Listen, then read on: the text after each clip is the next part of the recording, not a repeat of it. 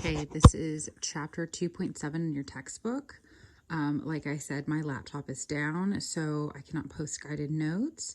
However, we're just going to take notes on paper and just copy the examples you have in your book. So this section is 2.7, the Algebra of Functions, meaning function notation. We're going to add functions, subtract functions, multiply and divide functions. Function notation is important in mathematics, especially if you are in the computer sciences.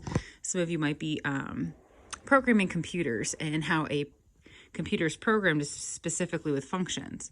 So, for instance, a POS machine that is like a Panera Bread, it might have a function that is, for instance, like buying a brownie and then buying a sandwich. The machine would actually add those two functions together to create an overall function.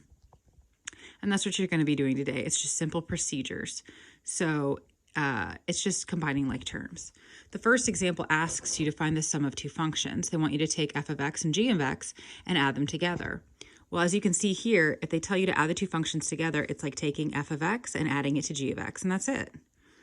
So we are given 2x plus 1 and the function x squared plus 2x minus 1. So if I'm trying to find f plus g of x, it's the same thing as f of x plus g of x. These mean the same thing.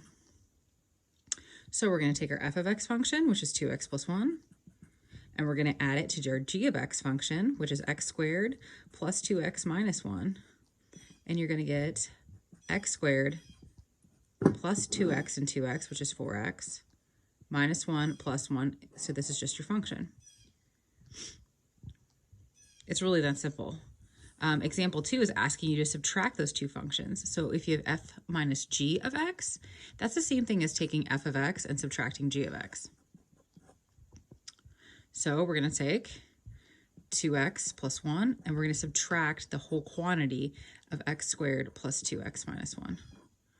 So you're going to have 2x plus 1 minus x squared minus 2x plus 1. So that's going to be x squared. The two x's are going to cancel, and we're going to get plus 2. That's it.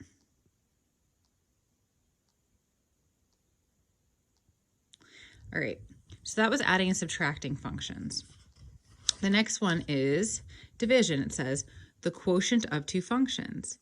They want you to find f divided by g of x, but they're also saying, hey, what's the domain of that function? They didn't ask us here because there was nothing fancy. When you have a linear equation or polynomial, so like x to the first, x squared, x cubed, the domain is always all real numbers. It means that I can put any number in here and I will get a result. When you have division, that doesn't happen.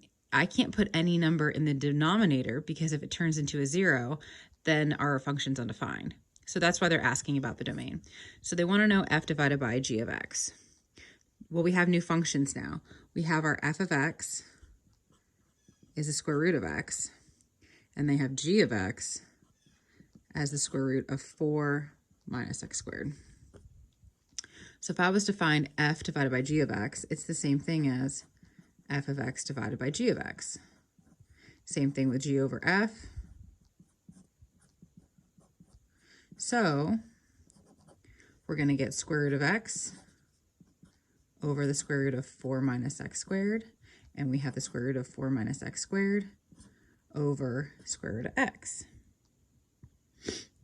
Okay, you can leave these as they are. Technically, you shouldn't have square roots in the bottom, but for now it's fine. Not too worried about it. They want to know what the domain is. So for here, we know with square roots, we've said before, the radicand, the stuff inside, can't be negative numbers because you can't take square roots of negative numbers. So if it can't be negative, it's got to be less than, or I'm sorry, greater than or equal to 0. Divide the negatives. We take the square, oh, we're just getting critical values because it's an inequality. If you take the square root, you could get 2 or negative 2. But that's not your answer. You're just finding the critical number. So you would have negative infinity to 2, negative 2, and then what's it equal to? So it should be a bracket. And then you'd have square root, let's see, negative 2 to 2, and then you'd have 2 to infinity. So you have to do like just like what we did in 1.6 and 1.7. Check this interval. Let's try -3. If I put -3 squared in here, I'm going to get 9.